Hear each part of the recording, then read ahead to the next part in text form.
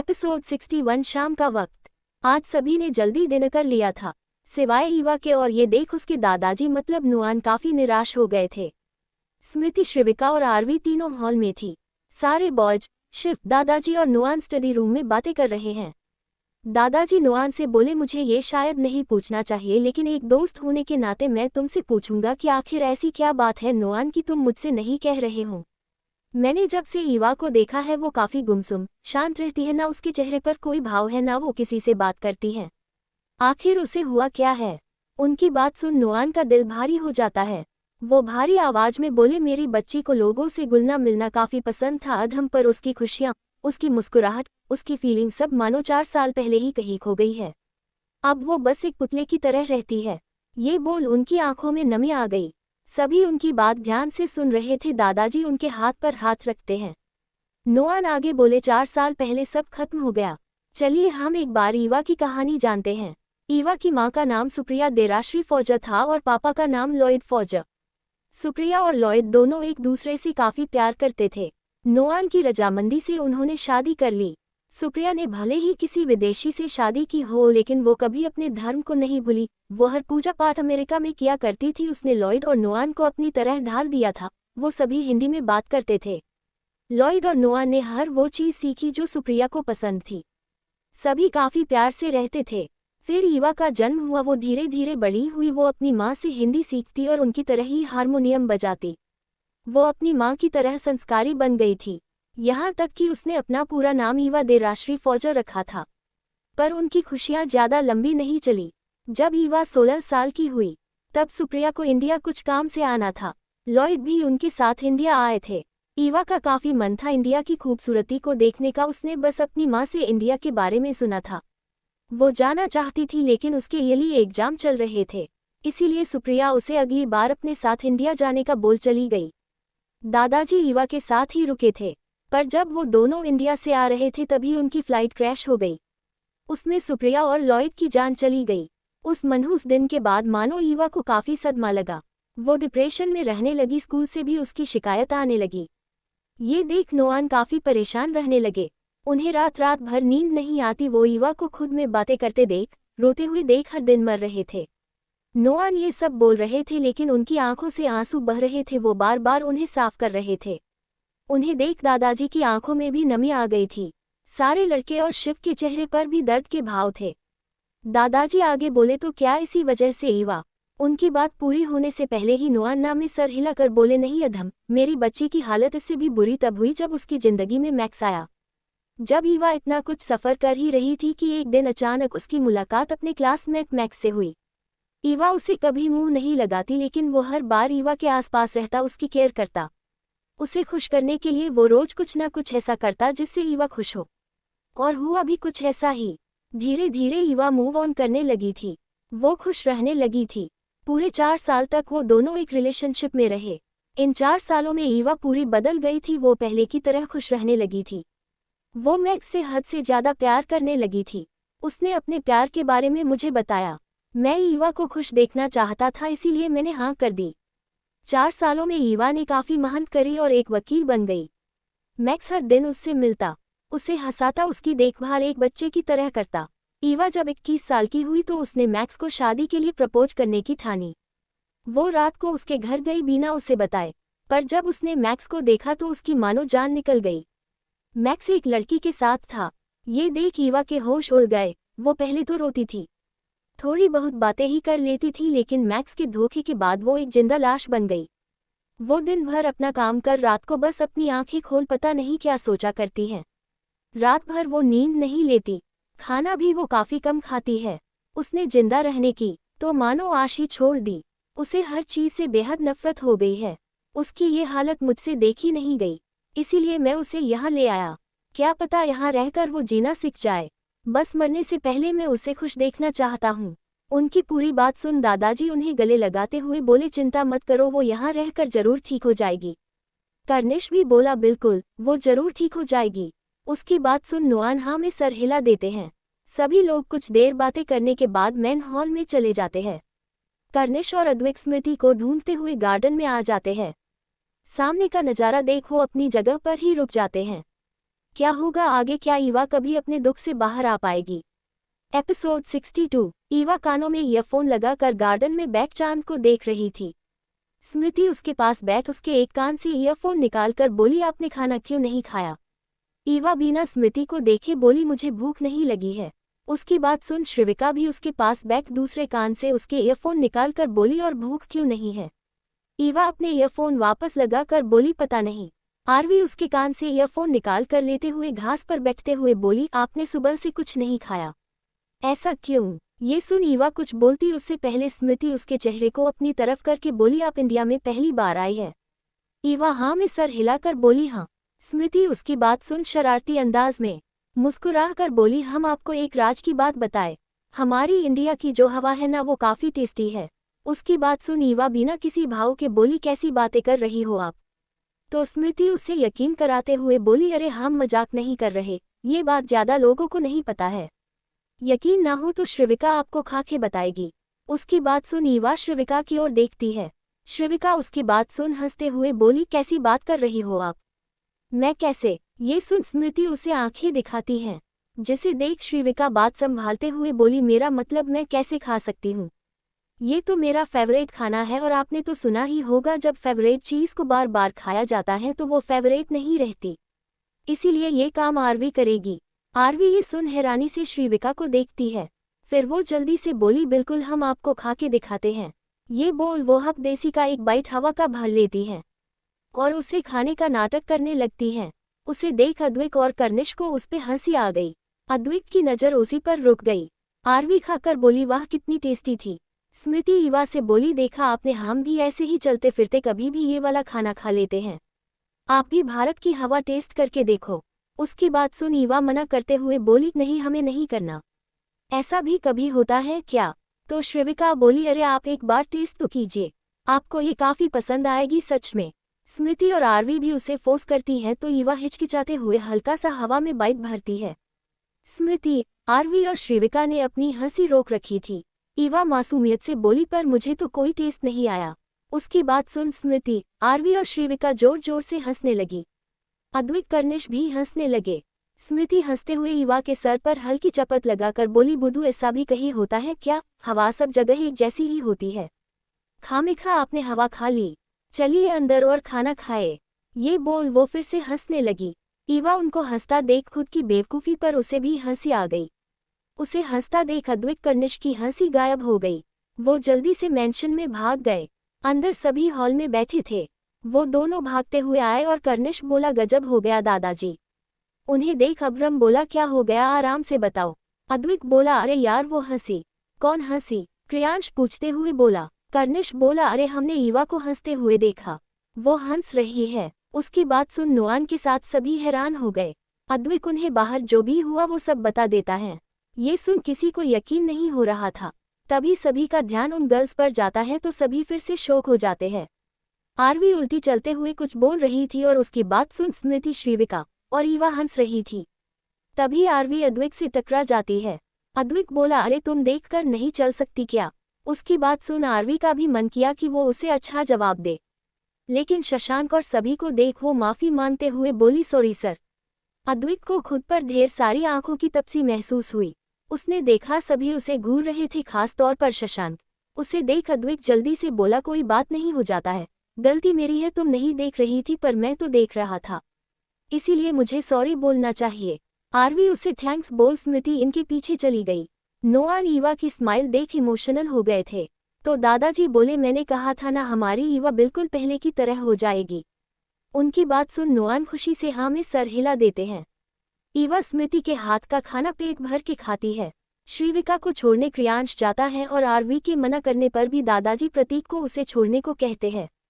स्मृति अपना काम कर रूम में जाती है तो शशांक अपना काम कर रहा था। उसे देख स्मृति उसे दूध का ग्लास दे देती है। शशांक स्मृति को निहारते हुए पूरा ग्लास खाली कर देता है। फिर स्मृति वॉशरूम में कपड़े बदल कर आती है। उसने लाइट पिंक कलर की प्लेन साड़ी पहनी थी। शशांक सोफे पर बैठा था। उसने स्मृति से अपना फ़ोन देने को कहा जो टेबल पर पड़ा था। स्मृति फ़ोन लेकर शशांक की तरफ बढ़ी तो अचानक उसका पैर कारपेट में उलझ गया और वो सीधा शशांक पर गिर गई। आज पता नहीं उसके साथ हो क्या रहा था, वो बार बार शशांक पर ही क्यों गिर रही थी। शशांक के हाथ स्मृति के कमर पर थे और स्मृति के उसके कंधों पर। वो स्मृति को देख रहा था। अचानक ये क्या हुआ था? स्मृति जल्दी उठने की कोशिश करते हुए बोली, सॉरी सॉरी हम। वो उठती उससे पहले उसके बाल शशांक के बटन में फंस गए और वो फिर से उसके ऊपर घिर गई। वो अपने बाल उसकी बटन से छुड़ाने की कोशिश करने लगी। वही शशांक अपने हाथ उसकी कमर पर लपेट उसे देखने लगता है। स्मृति जल्दी बाल छुड़ाकर खड़ी हो जाती है और बिना कुछ बोले सीधी अपनी जगह पर जाके सो जाती है। शशांक ये देख मुस्कुरा देता है। क्या होगा आगे? क्या ईवा सही में बदल जाएगी और कैसे बढ़ेगी शशांक और स्मृति की नज़दीकियां? एपिसोड 63। सुबह का वक्त। ईवा रूम से बाहर निकलती है तो सामने से आ रहे ओरियन से टकरा जाती है। ओरियन ईवा को पकड़ने के चक्कर में जमीन पर गिर जाता है और ईवा उसके ऊपर गिर जाती है। ईवा और ओरियन की नज़रें एक पल के लिए एक दूसरे पर ठहर जाती है। ओरियन का तो दिल एक पल के लिए धड़कना ही बंद हो जाता है। वही ईवा अपनी चेतना से बाहर आकर जल्दी से खड़ी हो जाती है और बिना भाव के सॉरी बोल चली जाती है। ओरियन अपने कपड़े सही करते हुए खड़ा होता है और ईवा को जाते हुए देखता है। तभी पीछे से अद्वैक आगे आ उसके दिल पर हाथ रख कर बोला, बजी तेरे भी दिल की घंटी बजी ना। उसकी बात सुन ओरियन उसके हाथ को हटाकर बोला, बकवास मत कर समझा, ऐसा कुछ नहीं है जैसा तू सोच रहा है। अद्वैक उसके कंधे पर हाथ रख उसे आगे ले जाते हुए बोला, देख भाई सब ऐसा ही कहते हैं क्योंकि वो घबरा जाते हैं, पर तू टेंशन ना ले, तेरा भाई है अभी, मैं तुझे सब सिखा दूंगा। ओरियन उसे खुद से दूर करके बोला, दूर हो जा साले, खुद तो सिंगल पड़ा है और मेरी लाइफ सेट करना चाहता है। शशांक का रूम। स्मृति बैग को सही कर रही थी और शशांक ऑफिस के लिए तैयार हो रहा था। वो बार बार स्मृति को ही देख रहा था। वो अपनी टाई को देख स्मृति से बोला, सुनो, ये टाई मुझसे बंद नहीं रही है। स्मृति उसकी बात सुन धीरे धीरे उसके पास आकर उसके हाथ से टाई ले लेती है। वो शशांक को देखती है जो तनकर खड़ा था। पहले ही वो स्मृति से काफी लंबा था और बेचारी स्मृति अब उसे टाई कैसे बांधे ये ही सोच रही थी। फिर वो अपनी ऐडियां उठा टोकर खड़ी हो जाती है, पर मजाल की शशांक नीचे हुआ हो। स्मृति को शशांक के परफ्यूम की खुशबू आ रही थी जिससे उसकी धड़कनें सामान्य से तेज चल रही थी। वही शशांक की नजरें एक बार फिर स्मृति की कमर पर गई तो उसका गला सूखने लगा।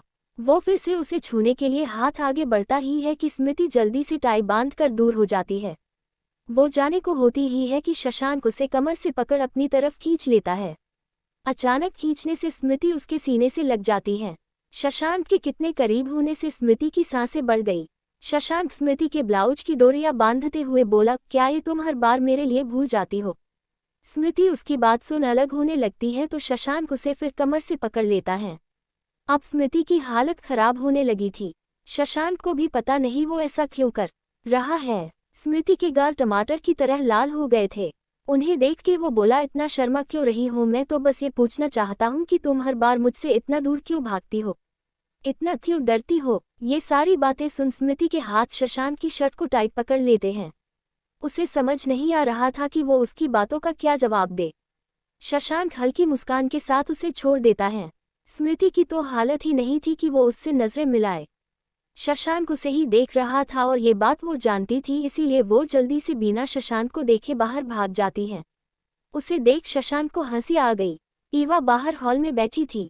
स्मृति को आता देख वो जल्दी से उसके पास जाकर बोली, मिस, मेरा मतलब स्मृति, नहीं मिसेज अग्निवंशी। उसे देख स्मृति उसकी बात बीच में काटकर बोली, दीदी। आप दीदी या स्मृति कह सकती हो। जिसे सुन ईवा बोली, दीदी सही होगा। वैसे मैं ये कह रही थी कि दादाजी और आपके दादाजी दोनों कहीं बाहर गए हैं जो कल आएंगे। स्मृति ये सुन बोली, इतनी सुबह सुबह वो चले गए, खाना भी खाकर नहीं गए? जिसे सुन ईवा वापस बोली, उन्होंने कहा कि वो नाश्ता करके गए हैं। स्मृति बोली, अच्छा, वैसे हम चाय नाश्ता बनाने जा रहे हैं तो क्या आप भी चलेंगी? उसकी बात सुन ईवा हिचकिचाते हुए हाँ में सर हिला देती है। वो दोनों किचन में जाती है तो स्मृति पहले दोनों के लिए चाय बनाती है और ईवा चाय पी भी लेती है।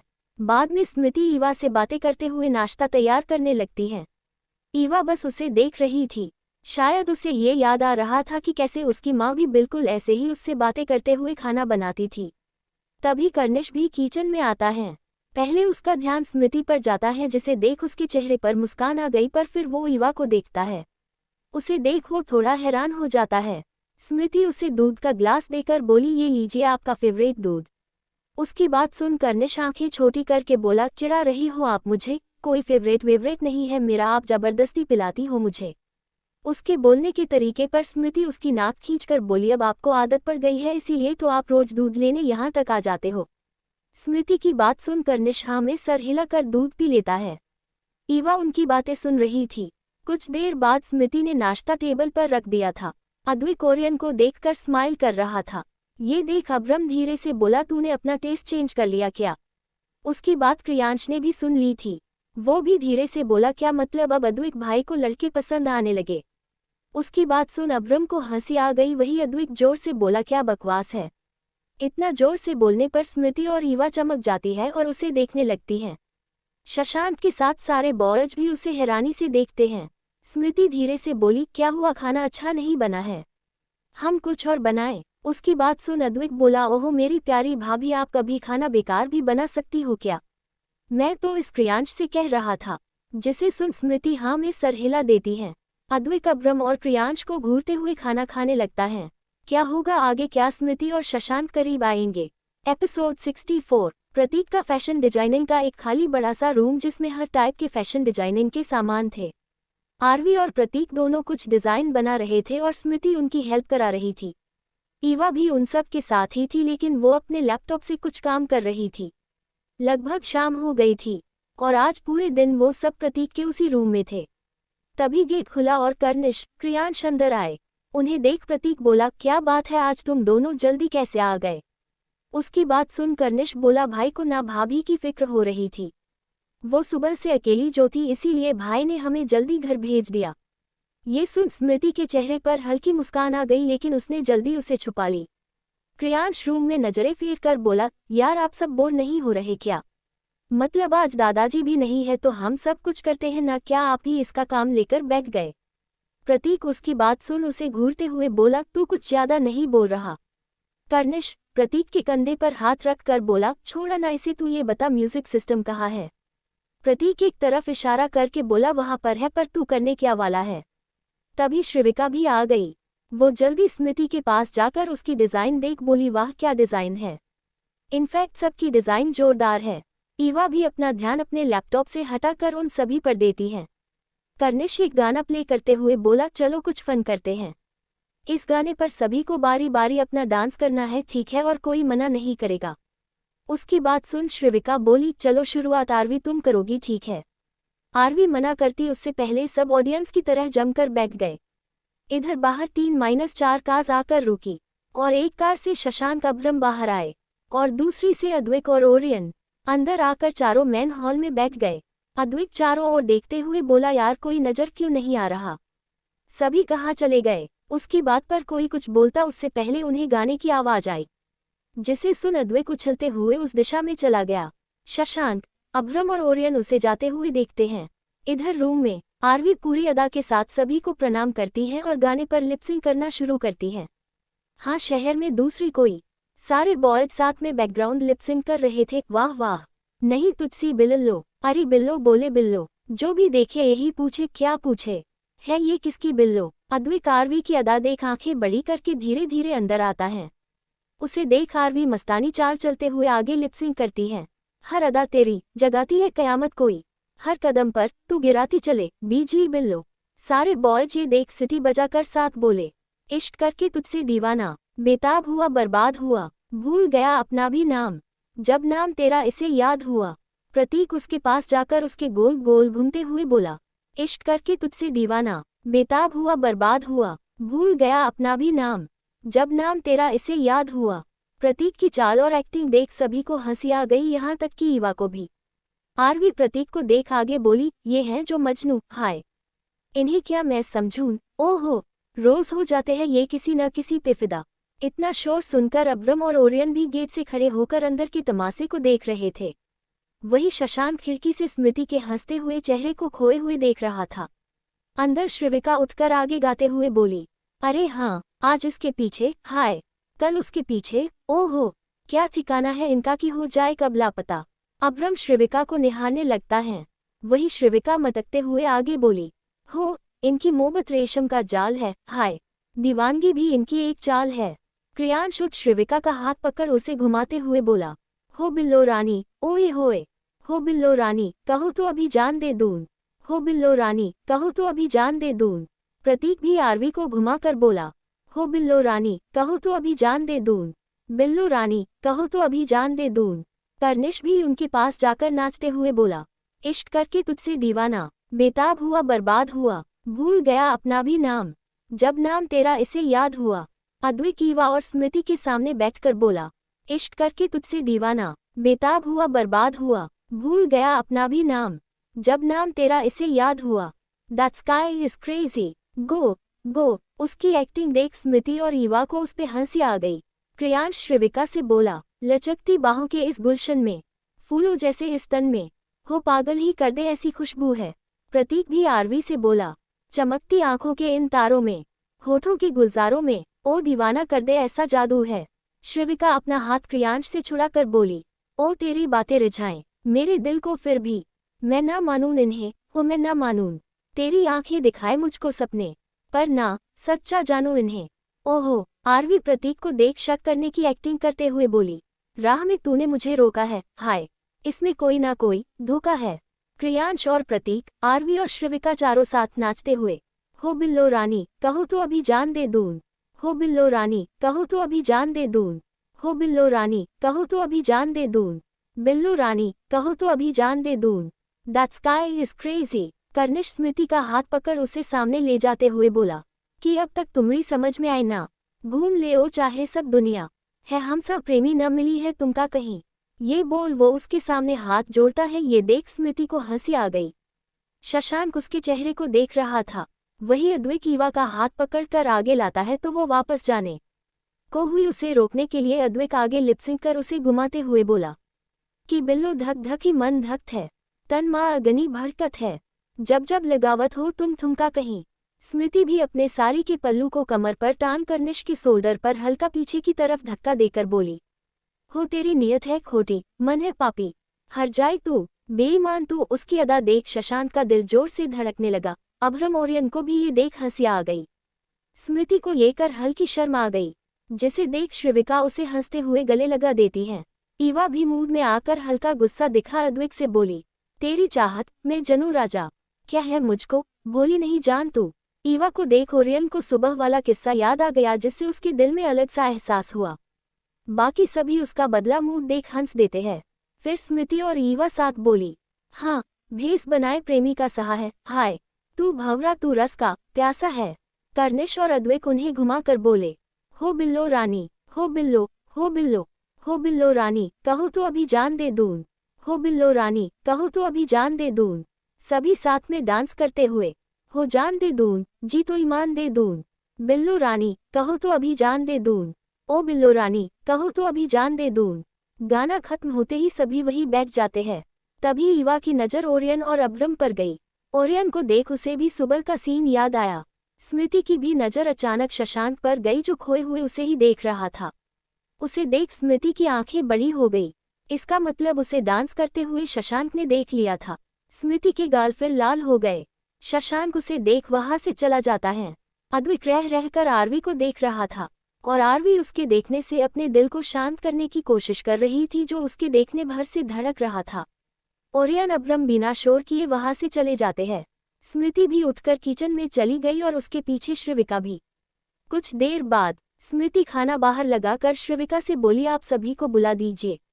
श्रिविका हाँ में सर हिलाकर चली जाती है और सभी को बुला देती है सिवाय अभ्रम के। वो कुछ सोच अभ्रम के रूम को नोक करती है, लेकिन कोई आवाज नहीं आती। श्रिविका अंदर जाकर देखती है तो कोई नहीं था। वो जाने को मुड़ी ही थी कि अभ्रम अंदर आ गया। श्रिविका को देख वो बोला, क्या हुआ, कोई काम था क्या? उसकी बात सुन श्रिविका बोली, हाँ मैं तुम्हें खाने के लिए बुलाने आई थी। ये सुन अभ्रम बोला, अच्छा ठीक है मैं फ्रेश होकर आता हूँ। श्रिविका हाँ में सर हिलाकर जाने को हुई, लेकिन वो फिर बोली, वैसे तुम मुझे इतना घूर घूर कर क्यों देख रहे थे? उसकी बात सुन अभ्रम हैरानी से बोला, पर मैंने कब देखा? श्रिविका आंखें छोटी करके बोली, ज्यादा चालक मत बनो समझे। मैं डांस कर रही थी तब तुम ही तो मुझे आंखें फाड़ कर देख रहे थे। ये सुन अभ्रम अपने बालों में हाथ फेर कर बोला, देखो ऐसा कुछ नहीं है। वो आगे और कुछ बोलता उससे पहले श्रिविका बोली, बस सफाई देने की जरूरत नहीं है। जानती हूँ कि तुम मुझे काफी पसंद करते हो, इनफैक्ट लव भी करते हो। और मानती भी हूँ कि जब सामने वाला ना माने तो काफ़ी दर्द होता है, लेकिन इसका ये मतलब नहीं कि तुम। उसकी इतनी सारी बातें सुन अभ्रम उसकी तरफ कदम बढ़ाने लगता है, जिसे देख श्रीविका बोलते बोलते रुक जाती है और अपने कदम पीछे खींचने लगती है। वो दीवार से लगकर अटकते हुए बोली, देखो माँ, मैं मना न ही कर रही, मैं सोचूंगी तुम्हारे बारे में, इसीलिए तुम ऐसी हरकत नहीं कर सकते। अभ्रम बिल्कुल उसके पास आ गया था। उसके इतने पास आने से श्रीविका का दिल जोर जोर से धड़कने लगा। उसके मुंह से अब एक शब्द नहीं फूट रहा था। अभ्रम उसके पास जाकर उसके गले पर सांस छोड़कर बोला, अब जब तुमने कह ही दिया कि मैं तुम्हें पसंद करता हूँ तो ऐसी हरकतें तो कर ही सकता हूँ। वो उसके होठों की तरफ धीरे धीरे बढ़ने लगता है, जिसे देख श्रीविका डर से अपनी आंखें टाइट बंद कर देती है। उसके माथे पर ठंडा पसीना आ गया था, जिसे देख अभ्रम हल्का सा दूर होकर उसके चेहरे को निहारने लगता है। वही श्रीविका को जब कुछ महसूस नहीं हुआ तो वो अपनी आंखें खोलती है। अभ्रम का खुद को देखता पाकर को जल्दी से उसे दूर धक्का देकर उसके सीने पर एक पंच छड़ देती है और वहां से जल्दी जाते हुए बोली, बेशर्म कही कि मैंने तो कहा कि तुम्हारे बारे में सोचूंगी, लेकिन तुम तो एक नंबर के साइको निकले। आइंदा ऐसे किया तो जान ले लूंगी तुम्हारी। ये बोल वो भाग गई। अभ्रम अपने सीने को सहलाते हुए बोला, कितना जोर से मारा। उसे श्रीविका का वो डर से भरा चेहरा एक बार फिर याद आता है तो वो मुस्कुराने लगता है। वो अपने बालों में हाथ फेर वॉशरूम में चला जाता है। वही श्रीविका बाहर आकर लंबी लंबी सांसें लेने लगती है। वो मन में बोली, ये क्या हो रहा है यार, मैंने उसे रोका क्यों नहीं, छोड़ूंगी नहीं उसे। ये बोल वो डाइनिंग टेबल की तरफ चली जाती है। कुछ देर बाद डाइनिंग टेबल पर सब मौजूद थे सिवाय शशांक के। क्या होगा आगे, क्या ईवा और ओरियन के बीच कुछ एहसास पनप रहे हैं, या ईवा अपने एहसास रोक लेगी? और क्यों अद्विक आरवी को देख रहा था और आरवी को उससे क्यों इतना फर्क पड़ रहा है? क्या करेगी श्रीविका अब अभ्रम के साथ? स्मृति के डांस पर शशांक क्या रिएक्ट करेगा? एपिसोड 65। सभी डाइनिंग टेबल पर थे। स्मृति ओरियन से बोली, पापा अभी तक नहीं आए। ओरियन उसकी तरफ देखते हुए बोला, वो भाभी शिव अंकल किसी काम से बाहर गए हैं तो वो कल ही आएंगे। उसकी बात सुन स्मृति हाँ में सर हिला देती है। कर्निश आते हुए बोला, भाभी भाई की आज एक काफी इम्पोर्टेंट मीटिंग है तो वो नहीं आ रहे। ये सुन स्मृति मन में बोली, इतना भी क्या काम, वो एक बार आकर खाना तो खा ही सकते हैं। फिर स्मृति सभी को खाना सर्व करती है। स्मृति को देख प्रियांश बोला, भाभी आप खाना क्यों नहीं खा रही? उसकी बात सुन स्मृति मुस्कुराकर बोली, हमें भूख नहीं है। अभ्रम अब बेशर्मों की तरह श्रीविका को देख रहा था। वही श्रीविका को ये देखकर खुशी तो हो रही थी, लेकिन वो कहाँ मानने वाली थी। वो टेबल के नीचे से अभ्रम के पैर पर पैर मारती है। कर्निश जोर से चिल्लाया, आहे, किसी को कोई दिक्कत है क्या मुझसे, जो ऐसे टेबल के नीचे से लात मार रहा है? उसकी बात सुन सब उसे देखने लगते हैं। अभ्रम की तो हंसी ही नहीं रुक रही थी। वही श्रीविका अपनी नजरें चुरा कर खाना खाने लगती है। कर्निश एक चाकू उठाकर स्मृति को छोड़ सब की तरफ उसे घुमाते हुए बोला, सच सच बताना किसने किया ये सब? सभी हैरानी से उसे देखते हैं।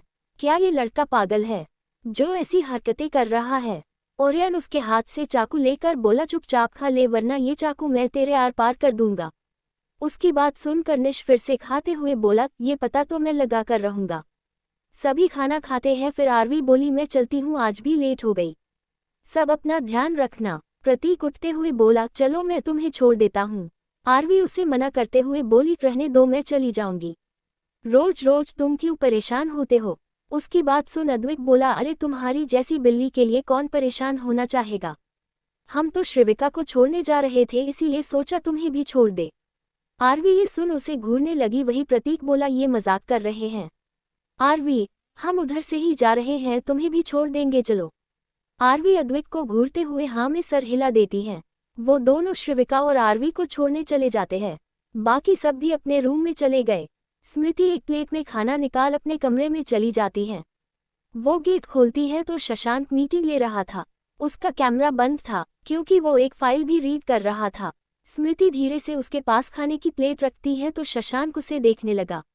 स्मृति उसके पास बैठकर एक रोटी का कवा तोड़ उसकी ओर बढ़ा देती है। शशांक ये देख उसके पास अपना मुंह ले जाकर खा लेता है। उसे काफी खुशी हो रही थी कि स्मृति उसकी परवाह कर रही थी। वो अपना काम करते जा रहा था और स्मृति के हाथ से खाना खा रहा था। फिर वो रुककर स्मृति को देखता है और उसे खाना का इशारा करता है। स्मृति समझ नहीं पाती तो शशांक फाइल साइड कर उसे भी अपने हाथ से खिलाता है। स्मृति को ये देखकर एहसास हुआ कि अब कोई है जिसे शायद उसके खाने या ना खाने से फर्क पड़ता है।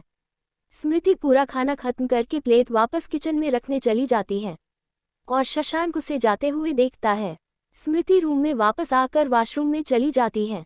शशांक अपनी मीटिंग पर फोकस कर रहा था। स्मृति बाहर आकर मिरर के सामने अपनी चूड़ियां उतारने लगती है। वो शशांक को काम करते हुए निहार रही थी। तभी शशांक अचानक उसकी तरफ देखता है। ये देख स्मृति अपनी नजरें फेरकर चूड़ियां उतारने लगती है। शशांक उसकी हरकत पर हल्की स्माइल कर देता है। स्मृति अपनी सारी चूड़ियां उतार बेड पर जाकर बैठ जाती है।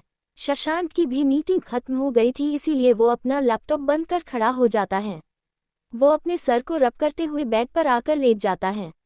स्मृति उसे देख ड्रॉ से एक मसाज की ट्यूब निकालती है। वो एक लंबी सांस लेकर शशांक से बोली, सुनिए। शशांक अपने सर पर हाथ रख उसकी ही तरह बोला, कहिए। स्मृति उसके हाथ पर हल्का टेप करके बोली, सुनिए, इधर देखिए। शशांक उसकी बात सुन अपने चेहरे से हाथ हटाकर उसे देखता है। स्मृति जल्दी से ट्यूब दिखाकर बोली, हम आपके सर की मालिश कर देते हैं, इससे आपको काफी आराम मिलेगा। उसकी बात सुन शशांक हैरान हो गया कि उसे कैसे पता कि उसका सर दुख रहा है। फिर भी वो उसे मना करते हुए बोला, रहने दो, ये कुछ देर में ठीक हो जाएगा। स्मृति उसकी बात सुन बस उसे देखती है जैसे उसने कुछ सुना ही ना हो। वो आराम से बैठकर शशांक को अपनी गोद में सोने का इशारा करती है।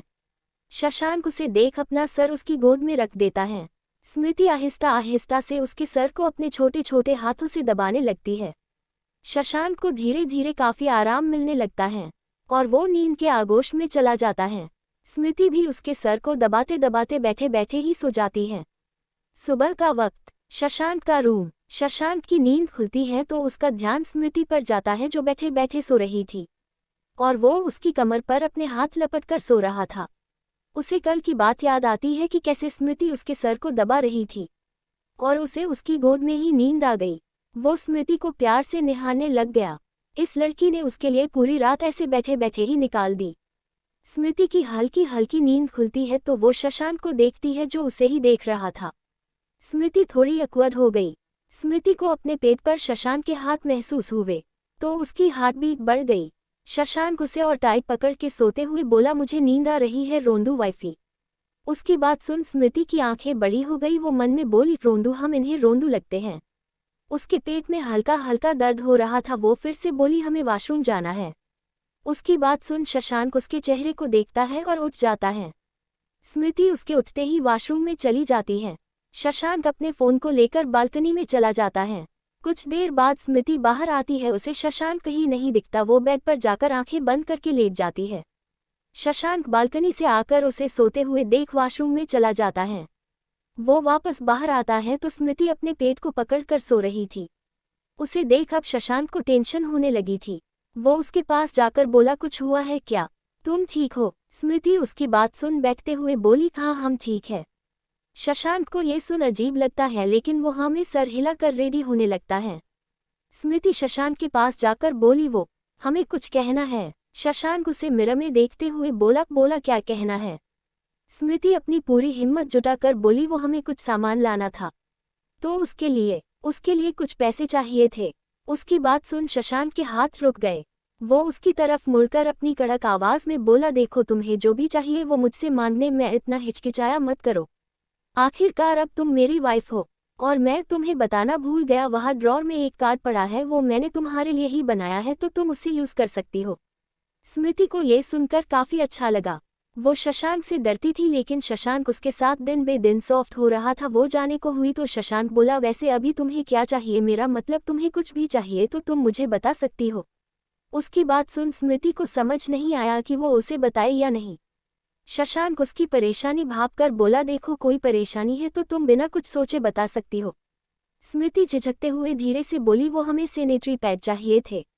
उसकी बात सुन शशांक बोला, अच्छा क्या तुम्हें पीरियड्स आए हैं और तुम अब मुझे बता रही हो? तुम्हें काफी पेन हो रहा होगा, चलो एक बार डॉक्टर से मिल लेते हैं। उसकी बात सुन स्मृति हैरान हो गई। उसने सोचा नहीं था कि उसके पति उसकी इतनी परवाह करेंगे। वो उसे मना करके बोली, नहीं नहीं हमें ज्यादा पेन नहीं हो रहा है, आप फिक्र मत कीजिए। शशांक उसकी बात सुनकर बोला, ठीक है, पर तुम्हें थोड़ा सा भी पेन हो तो तुम मुझे बता देना। स्मृति, हाँ में सर हिलाती है तो वो उसे बेड पर बैठा कर किसी को फ़ोन करते हुए बालकनी में चला जाता है। कुछ देर बाद रूम का गेट नॉक हुआ तो शशांक गेट खोलता है। सामने कर्निश हाथ में एक बैग लेकर खड़ा था। कर्निश अंदर आने को हुआ तो शशांक बोला कोई ज़रूरत नहीं है अंदर आने की। उसकी बात सुन कर्निश अंदर झांकते हुए बोला कैसी बातें कर रहे हो भाई, मैं तो बस भाभी को देखना चाहता हूँ कि वो ठीक तो है। शशांक उसके हाथ से बैग लेकर बोला वो आराम कर रही है, तो तुम्हें जो भी देखना है वो बाद में देख लेना। कर्निश मुंह बनाकर बोला कठोर। ये बोल वो चला जाता है। शशांक गेट बंद कर अंदर आता है तो स्मृति वॉशरूम से बाहर आती है। शशांक उसे बैग देकर बोला ये लो, इसमें सारा सामान है जो तुम्हें चाहिए था। स्मृति एक नज़र शशांक को देखती है और बैग लेकर वॉशरूम में चली जाती है। शशांक वही सोफे पर बैठ जाता है। स्मृति कुछ देर में बाहर आती है तभी गेट खुला और प्रियांश अंदर आया। वो स्मृति के पास जाकर उसे एक फ्रेश फ्लावर्स का बुके देकर बोला ये लीजिए भाभी, अगर आपका मोमेटिंग जैसा या कुछ अटपटा फील हो तो आप इनकी स्मेल लेना, आपको काफी अच्छा लगेगा। शशांक उसे घूर के देख रहा था, वही स्मृति कुछ समझ ही नहीं पाई। प्रियांश उसे बुके देकर जल्दी चला गया। स्मृति बुके को स्मेल कर टेबल पर रखती ही है कि फिर गेट खुला और कर्निश अंदर आया। वो शशांक को अपनी बत्तीसी दिखाते हुए स्मृति के पास आकर बोला भाभी देखिए, मैं आपके लिए चॉकलेट लेकर आया हूँ, जब भी आपका मन करे आप इसे खा लेना। स्मृति उससे कुछ पूछती उससे पहले वो बाहर भाग गया। शशांक स्मृति से बोला तुम अब आराम से रेस्ट कर लो। स्मृति उसकी बात सुन हमें सर हिलाकर बेड पर बैठती ही है कि अद्वैत अंदर आकर बोला भाभी अब अगर आपको बिल्कुल पीस चाहिए हो तो आप मेरी ये कुछ एल्बम्स सुन लेना। ये बोल वो अपने साथ लाए कुछ एल्बम्स और हेडफोन को उसकी साइड में रख देता है। वो शशांक को देखता जो उसे जानलेवा नजरों से घूर रहा था। वो उसे चील करने का बोल बाहर चला गया। शशांक को अब गुस्सा आ रहा था कि क्यों उसने उस गधे कर्निश को सामान लाने को कहा। उसने सभी को बता दिया कि स्मृति को पीरियड्स आए हैं और अब सब एक के बाद एक मुंह उठा कर आ रहे हैं। वो सब सोच ही रहा था कि एक बार फिर गेट खुला और प्रतीक अब्रम अंदर आए। उन्हें देख स्मृति खड़े होने को हुई तो प्रतीक बोला अरे भाभी आप आराम से रेस्ट करो, हम तो यहाँ हॉट पैक देने आए हैं, इसकी आपको जरूरत होगी। अब्रम स्मृति के साइड में पैक रख कर बोला भाभी आपको कोई भी जरूरत हो तो आप हमें आवाज लगा देना, हम सब बाहर ही है। ये बोल वो बाहर चले जाते हैं। शशांक बेचारा उन्हें देख रहा था, वो सब उसे करना चाहिए था स्मृति के लिए और उसके बेवकूफ भाई पहले ही हाथ पैर मार चुके थे। स्मृति के चेहरे पर ये सब देख हल्की स्माइल आ गई। वो एक बार फिर गेट की तरफ देखती है। शशांक भी गेट की तरफ देखता है। उन्हें यकीन था कि इस बार भी कोई आने वाला था और हुआ भी ऐसा ही। एक बार फिर गेट खुला और ओरियन अंदर आया, उसके हाथ में एक ग्लास थी। वो स्मृति के पास आकर वो ग्लास उसे देते हुए बोला इसे पी लीजिए भाभी, मैंने स्पेशल आपके लिए ये बनवाए है, इससे आपको कम दर्द होगा। ये बोल वो जल्दी से बाहर चला गया। वही स्मृति उसकी बात सुन शशांक को देखती है। इसका मतलब क्या उसके पतिदेव ने सभी को बता दिया?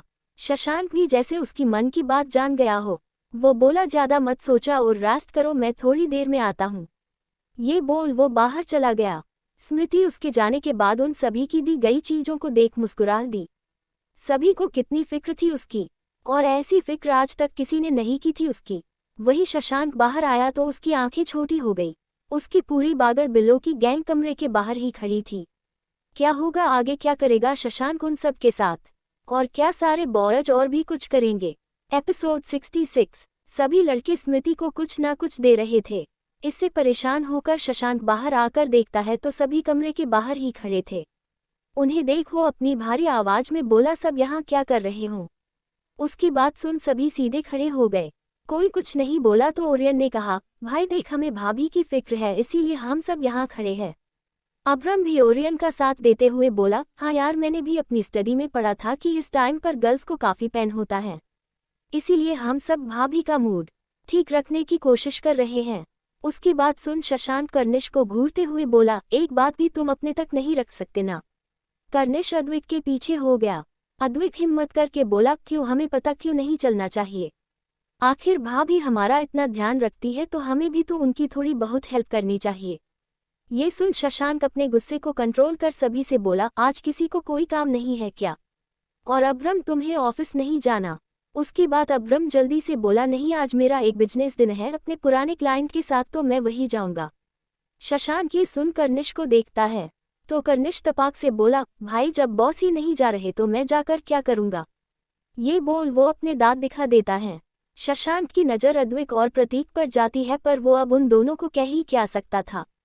फिर वो उनसे नज़रें हटाकर ओरियन से बोला, और तुम किस खुशी में नहीं गए? ओरियन काफ़ी रिस्पेक्ट से बोला, यार जब तू ही नहीं जा रहा तो मैं वहाँ जाकर किसकी सिक्योरिटी करूँ? शशांक की नज़र क्रियांश पर गई, जो सभी के पीछे छुपने की कोशिश कर रहा था। शशांक कड़क आवाज़ में बोला, क्रियांश छुपना बंद करो और ये बताओ कि तुम्हारे पास ना जाने का क्या बहाना है? उसकी आवाज़ सुन क्रियांश की रीढ़ की हड्डी कड़क हो गई। वो सामने आकर हिम्मत से बोला, भाई वो मुझे लगा कि कोई नहीं जा रहा था तो मैंने देखा कि मैं भी आज की छुट्टी लेकर अपना पेंडिंग काम घर पर ही पूरा कर लूँ। उसकी बात सुन शशांक गुस्से से उसे घूरते हुए बोला, मतलब आज सभी फालतू हो? पर मैं वार्न कर रहा हूँ, अगर कोई भी वापस रूम में आया तो उसका नतीजा सही नहीं होगा। सभी उसकी बात सुन जल्दी से हाँ में सर हिला देते हैं। शशांक सबको घूरते हुए कमरे में चला जाता है। सारे बॉयज मुंह लटकाकर मेन हॉल में चले जाते हैं। कुछ देर बाद आरवी आती है। वो देखती है आज पूरी फौज मेन हॉल में बैठी है। वो सभी के पास जाकर उन्हें ग्रीट करते हुए बोली, गुड मॉर्निंग सभी को। उसे देख सभी सही से बैठते हैं और रिटर्न में उसे भी ग्रीट करते हैं। उसे देख अद्विक के हार्ट बीट तेज हो गई। इसका पता तो उसे भी नहीं चल रहा था कि आखिर ऐसा उसके साथ क्यों हो रहा है। आरवी सभी को देखते हुए बोली, आज आप सभी यहाँ हैं, कोई खास वजह है क्या? उसकी बात सुन कर्निश बोला, रुकने की खास वजह तो थी लेकिन अब वो वजह नहीं रही। आरवी उसकी बात समझ नहीं पाई। वही ईवा भी वहाँ आए और सभी से बोली, आज कोई फ्री है क्या? ये सुन अद्विक बोला, कहिए हम सब तो आपके लिए फ्री ही है। ईवा उसकी बात सुनकर बोली, वो मुझे सुपरमार्केट जाना है, पर मैं यहाँ किसी को जानती नहीं हूँ, तो क्या कोई मेरे साथ चलेगा? उसकी बात सुन कर्निश और क्रियांश खड़े हो गए। कर्निश बोला, हम वैसे भी बोर हो रहे थे। उसकी बात सुन ईवा हाँ में सर हिला देती है। तभी अब्रम ओरियन से बोला, ओरियन मुझे लगता है तुम्हें भी इनके साथ जाना चाहिए। ईवा को इन नलायकों के साथ भेजना सेफ नहीं होगा। ये सुन कर्निश और क्रियांश की आंखें छोटी हो गई। कर्निश अब्रम से बोला, कहना क्या चाहते हैं कि हम दोनों नालायक हैं? उसकी बात सुन अब्रम मुस्कुरा देता है। अद्विक भी ओरियन के मजे लेते हुए बोला, मुझे भी लगता है यार कि तुझे इनके साथ जाना चाहिए। ओरियन अब उन सब को मना भी कैसे करता, इसीलिए वो हाँ में सर हिला देता है। वो खड़ा होकर बाहर चला जाता है और क्रियांश कर्निश ईवा को साथ लेकर उसके पीछे चल देते हैं। आरवी प्रतीक के साथ जाने को हुई तो अद्विक उसके सामने आकर बोला, मिस आरवी मुझे अभी याद आया कि तुमने अभी तक मुझे थैंक्स नहीं बोला। प्रतीक और अब्रम उसकी बात सुन उन्हें देखने लगे। आरवी अद्विक को घूरते हुए बोली, छोड़िए। ये सुन अद्विक अपने हाथों को देखकर बोला, पर मैंने क्या पकड़ा है? आरवी उसे आंखें दिखाते हुए बोली, मुझसे थैंक्स सुनने का विचार छोड़िए और सामने से हटिए। ये बोल वो उसके साइड से होकर चली गई। प्रतीक अपनी हंसी दबाकर उसके पीछे चल दिया। अब्रम उठकर उसके कंधे को थपथपाकर हंसते हुए बोला, इसीलिए कहता हूँ भाई, ये लड़की बाकियों की तरह तेरे पीछे भागने से नहीं है, कोई ना होता है। ये बोल वो हंसते हुए चला गया। अद्विक को आरवी पर काफी गुस्सा आया। कमरे में शशांक सोफे पर बैठा काम कर रहा था। आज वो स्मृति के लिए ऑफिस नहीं गया था। स्मृति बेड पर सो रही थी, लेकिन अचानक उसकी नींद खुली और वो उठकर वॉशरूम में भाग गई। शशांक ये देख टेंशन से उसके पीछे जल्दी से गया। स्मृति को उल्टी हो रही थी और शशांक उसके बालों को पीछे कर रहा था। स्मृति अपना चेहरा धोकर बाहर आती है और शशांक उसके पीछे पीछे। स्मृति अपने पेट को पकड़कर सिकुड़कर बैठ गई। शायद उसके पेट और कमर में दर्द हो रहा था। शशांक उसके पास आकर बोला, क्या तुम्हें ज्यादा दर्द हो रहा है? मैं डॉक्टर को फोन करूं? उसकी बात सुन स्मृति थोड़ा चीरकर बोली, हमने कहा ना ये नॉर्मल है, हमारे साथ हर बार होता है। शशांक उसके जोर से बोलने पर बिल्कुल हैरान नहीं हुआ। उसे पता था कि इस टाइम स्मृति के मूड स्विंग हो रहे हैं, पर स्मृति को जल्दी एहसास हो गया कि उसने अभी अभी क्या किया। वो अपना चेहरा नीचे करके बोली, हमें माफ करना। वो हम। शशांक उसकी बात बीच में काट कर बोला, कोई बात नहीं, मुझे पता है तुम्हें काफी पेन हो रहा है। उसकी ये लाइन सुन स्मृति की आंखों में आंसू आ गए। अब ये दर्द की वजह से आए थे या शशांक की सॉफ्ट बिहेवियर की वजह से, ये तो उसे ही पता। शशांक उसके चेहरे को देखता है जो लाल पड़ गया था और आंखें भी आंसू से भरी हुई थी। उसकी हालत देख शशांक को दर्द हुआ। वो स्मृति से बोला, तुम लेटो, मैं तुम्हारे हॉट पैक रखता हूँ, तुम्हें उससे थोड़ा आराम मिलेगा। उसके कहने पर स्मृति चुप लेट गई, क्योंकि दर्द तो उसे भी हो रहा था। शशांक कुछ देर स्मृति के पेट पर हल्का हॉट पैक रखता है, जिससे स्मृति को काफी आराम मिल रहा था और उसकी आंखें हल्की हल्की बंद भी होने लगी थी। शशांक एक लंबी सांस लेकर अपने दूसरे हाथ से स्मृति के बालों में हल्का हल्का चलाने लगता है। स्मृति को अब नींद आ गई। शशांक उसे प्यार से देख रहा था। वो एकदम सिकुड़कर एक छोटे बच्चे की तरह सो रही थी। सुपरमार्केट। वो चारों मॉल पहुंच गए थे। कर्निश ईवा से बोला, आप अपना सामान खरीदिए, हम दोनों अपना खरीद के आते हैं। ये बोल वो क्रियांश को अपने साथ ले गया। ओरियन उन्हें हैरानी से जाते हुए देख मन में बोला, कितने बड़े बेवकूफ़ हैं, जिस काम के लिए आए थे उसे छोड़ अपने काम में लग गए। ईवा कुछ देर अपना थोड़ा बहुत सामान लेती है, फिर ईवा ओरियन से बोली, हमें ऊपर चलना चाहिए। ये बोल वो लिफ्ट में चली गई। ओरियन लिफ्ट को कुछ पल देख अंदर आ गया। वो दोनों गर्ल्स सेक्शन में थे।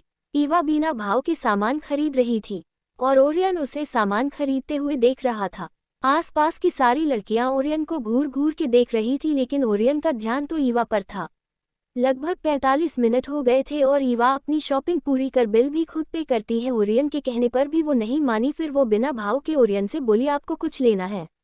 उसकी बात सुन ओरियन ना में सर हिला देता है। वो दोनों लिफ्ट में आते हैं। सिर्फ वो दोनों ही लिफ्ट में थे। ओरियन अपना ध्यान फोन में लगाने की कोशिश कर रहा था और ईवा अपना फोन देख रही थी। तभी अचानक झटके के साथ लिफ्ट रुक जाती है, जिससे ईवा का फोन हाथ से छूट जाता है। ओरियन जल्दी उसे फोन देकर लिफ्ट के बटन दबाते हुए बोला, शायद ये रुक गई है, पर डोंट वरी, ये जल्दी चल जाएगी। उसकी बात सुन ईवा हाँ में सर हिला देती है। वो एक बार ओरियन को देखती है, जो अपनी टाई लूज कर रहा था और लंबी सांस ले रहा था। ईवा को ये देख थोड़ा अजीब लगा, लेकिन वो ध्यान नहीं देती। वही ओरियन अपनी स्लीव्स फोल्ड कर अपने जेब से नैपकिन निकाल अपने माथे पर आए ठंडे पसीने को पोंछता है। उसे देख ईवा को अब घबराहट होने लगी। वो अपना फ़ोन निकालती है, लेकिन उसके पास कर्निश या क्रियांश किसी का भी नंबर नहीं था। ओरियन अपने कमर पर हाथ रख खुद को कंट्रोल करने की कोशिश कर रहा था। ईवा अपने फ़ोन को जेब में रख उसके हाथ को पकड़कर बोली, देखो ये जल्दी चल जाएगी, तुम बस मुझे देखो, मैं हूँ यहाँ तुम्हारे साथ। उसकी बात सुन ओरियन लाल आंखों से उसे देखता है। ईवा को समझ नहीं आ रहा था कि वो क्या करे। ओरियन को सांसें लेने में अब दिक्कत होने लगी। ईवा ये देख जल्दी से थोड़ा सा ऊपर उठ उसके चेहरे को अपने हाथों में लेकर बोली, मेरी आंखों में देखो, कुछ नहीं होगा, सब ठीक है। ओरियन लंबी लंबी सांसें लेता हुआ ईवा के चेहरे को देख रहा था। उसका शरीर पसीने से लथपथ होने लगा। ईवा जल्दी से उसके ब्लेजर को खोलती है और उसके शर्ट के 3-4 बटन भी खोल देती है। उसके पास पानी भी नहीं था। वो अब काफ़ी घबरा रही थी, लेकिन वो खुद को मजबूत रखने की कोशिश करते हुए ओरियन को नीचे बैठाती है। ओरियन की आंखें हल्की हल्की बंद होने लगी थी। ये देख ईवा के हाथ कांपने लगे। उसे काफ़ी रोना आ रहा था, लेकिन खुद को संभाल वो ओरियन को गले लगाकर बोली, देखो तुम इतने पावरफुल होकर हार नहीं मान सकते। लिफ्ट चल जाएगी, प्लीज़ आंखें बंद मत करो। ईवा के गले लगने से ओरियन का ध्यान अचानक उस पे जाता है। आज पहली बार कोई लड़की उसके गले लगी हुई थी। ओरियन अपनी लाल आंखों से उसके परेशान चेहरे को देखता है। ईवा उससे दूर होकर उसे देखती है। ओरियन उसे अपना फ़ोन देकर मुश्किल से बोला, कर्निश को कॉल करो। ईवा जल्दी से फ़ोन लेकर कर्निश को फ़ोन लगा देती है। वही बाहर क्रियांश और कर्निश देखते हैं एक जगह भीड़ जमी हुई थी। क्रियांश एक आदमी से पूछते हुए बोला, यहाँ इतनी भीड़ क्यों है? वो आदमी बोला, ये लिफ्ट अटक गई है और शायद कोई इसमें फंसा हुआ है। उसकी बात सुन क्रियांश और कर्निश घबराहट से एक दूसरे को देखते हैं। तभी कर्निश का फ़ोन बजा। कॉल ओरियन का देख वो जल्दी से उठाकर बोला, भाई कहाँ हो आप? दूसरी तरफ से ईवा घबराते हुए बोली, कर्निश हम लिफ्ट में फंसे हुए हैं और ओरियन को काफ़ी घुटन महसूस हो रही है। मुझे काफ़ी डर लग रहा है, प्लीज़ तुम जल्दी कुछ करो। वो एक सांस में सब बोल गई। कर्निश उसकी बात सुन घबरा गया। वो जल्दी से बोला, ईवा मेरी बात ध्यान से सुनो, ओरियन भाई को कैसे भी करके होश में रखो। उन्हें लंबी सांस लेने को कहो, मैं लिफ्ट खुलवाता हूँ, तुम बिल्कुल टेंशन मत लो। उसकी बात सुन ईवा जल्दी फ़ोन रखती है और ओरियन को देखती है, जिसकी सांसें लगभग बंद हो गई थी। क्या होगा आगे? क्या ईवा ओरियन की जान बचा पाएगी? एपिसोड 67। ओरियन की हालत देख ईवा की आंखों में आंसू आ गए। उसे अपने मॉम डैड की याद आने लगी। वो ओरियन के सीने से लग जोर जोर से रोते हुए बोली, मैंने कहा अपनी आंखें खुली रखो, सुना तुमने? ओरियन को बस उसकी आवाज़ सुनाई दे रही थी। ईवा उससे दूर होकर एक जोर से मुक्का उसके सीने पर मारती है। उसके मारने से ओरियन को अचानक जोर से खांसी चली। ईवा ये देख जल्दी से उसकी पीठ से हिलाने लगी। वो जल्दी से बोली, सॉरी, मैं काफ़ी डर गई थी इसीलिए। ओरियन की आंखें फिर बंद होने लगी। ये देख वो उसका चेहरा पकड़कर बोली, मैंने कहा अपनी आंखें खुली रखो, एक बार मैं समझ नहीं आती क्या। ये बोलते हुए उसकी आंखों से आंसू बह रहे थे। ओरियन उसकी तरफ देखता है। तभी अचानक लिफ्ट का गेट खुला। फ्रेश हवा आने से ओरियन को हल्की हल्की राहत मिली। क्रियांश और कर्निश जल्दी से अंदर आए। ईवा जल्दी से खड़ी हो गई। कर्निश ओरियन को उठाते हुए बाहर लेकर जाता है और एक बेंच पर बैठा देता है। क्रियांश ईवा को देखता है जो जल्दी जल्दी अपने आंसू साफ कर रही थी। उसे देख क्रियांश बोला, तुम ठीक तो हो। उसकी बात सुन ईवा हाँ में सर हिला देती है। वो जल्दी से ओरियन का ब्लेजर उठाकर क्रियांश के साथ बाहर चली जाती है। कर्निश ओरियन को पानी पिलाते हुए उसकी पीठ सहला रहा था। ओरियन अब थोड़ा ठीक दिख रहा था। कर्निश ने ईवा को देखा जिसकी आंखें हल्की लाल हो गई थी। वो ईवा से बोला, थैंक्स ईवा, तुमने ओरियन भाई की काफ़ी हेल्प की। उसकी बात सुन ईवा ओरियन के ब्लेजर को उसे देकर बिना किसी भाव के बोली, कोई बात नहीं, मैं बाहर जा रही हूँ। ये बोल वो जल्दी से बाहर चली गई। ओरियन उसे जाते हुए देखता है। कर्निश क्रियांश को ईवा के पीछे जाने का इशारा करता है तो क्रियांश उनका सामान लेकर उसके पीछे चला जाता है। अग्निवंशी मेंशन। प्रतीक और आरवी एक ड्रेस डेकोरेट कर रहे थे। प्रतीक आरवी से बोला, वैसे आरवी तुम्हें पता है जिससे तुम डील करने गई थी उसकी कंपनी बैंकक्रप्ट हो गई। और मजे की बात यह है कि उसके सारे काले चिट्टे सामने लाने वाले और बैंकक्रप्ट करने वाले शशांक भाई है। अच्छा हुआ हमने उसके साथ डील नहीं की। उसकी बात सुन आरवी के हाथ रुक गए। वो मन में बोली, इसका मतलब उस शादी.com ने ही ये सब शशांक सर को बताया होगा और शशांक सर ने ये सब किया होगा। ये सब सोच उसे काफी अच्छा लगा। उसने सोचा नहीं था कि एक एम्प्लॉय के लिए शशांक ये सब करेगा। वो प्रतीक से बोली, सुनो मैं 2 मिनट में आई। हाँ। ये बोल वो जल्दी से चली गई। प्रतीक को कुछ समझ ही नहीं आया। आरवी बाहर आई तो उसे अद्विक किचन की तरफ जाते हुए दिखा। वो भी उसके पीछे चली गई। अद्विक फोन चलाते हुए फ्रिज से पानी निकाल कर पीता है। वो फोन जेब में रख पलटा तो उसके प्राण निकल गए। वो 2 कदम पीछे होकर अपने सीने पर हाथ रख के बोला, पागल वागल हो क्या, ऐसे कौन खड़ा रहता है। आरवी जस्ट उसके पीछे थी इसीलिए वो थोड़ा घबरा गया। वो फिर से बोला, अगर दुश्मनी करनी है तो मैं तैयार हूँ, लेकिन ये ऐसे डराना अलाउड नहीं है। उसकी बात सुन आरवी बोली, सॉरी, मेरा आपको डराने का कोई इरादा नहीं था। ये सुन अद्वैत हैरानी से बोला, सॉरी, आप, मैंने कोई गलती कर दी क्या। आरवी उसे मना करते हुए बोली, नहीं नहीं, मैं तो बस आपको टैक्स कहने आई थी। आपने उस दिन मेरी मदद की इसीलिए। उसकी बात सुन अद्वैत को एक जोर का झटका लगा। वो हैरानी से बोला, क्या तुम अभी अभी चढ़ा कर आए हो या फिर कहीं घिर विर गई। नहीं मतलब कुछ तो हुआ ही होगा वरना तो मैं से थैंक्स नहीं बोलती। आरवी उसे यकीन दिलाते हुए बोली, अरे मैं होश में हूँ और आपको थैंक्स बोल रही हूँ। उसकी बात सुन अद्वैत हैरान हो गया। जो लड़की सुबह तक उसे काटने को दौड़ रही थी वो अब उसे थैंक्स बोल रही है। ये बात उसे हजम नहीं हो रही थी। वो शक की नज़रों से बोला, जरूर इसके पीछे तुम्हारी कोई चाल है जंगली बिल्ली। आरवी को ये सुन उस पे काफी गुस्सा आया लेकिन फिर भी वो शांति से बोली, छोड़िए। अद्वैत अपने हाथ ऊपर कर कंफ्यूजन से बोला, अब क्या छोड़ूं। आरवी उसके हाथ नीचे करते हुए बोली, ऐसे मुझ पे शक करना छोड़िए और बस मेरे थैंक्स को एक्सेप्ट कीजिए। उसकी बात सुन अद्वैत कुछ बोलता उससे पहले दादाजी की आवाज आई। दोनों ने बाहर जाकर देखा तो दादाजी और नोआन मेन हॉल में बैठे थे।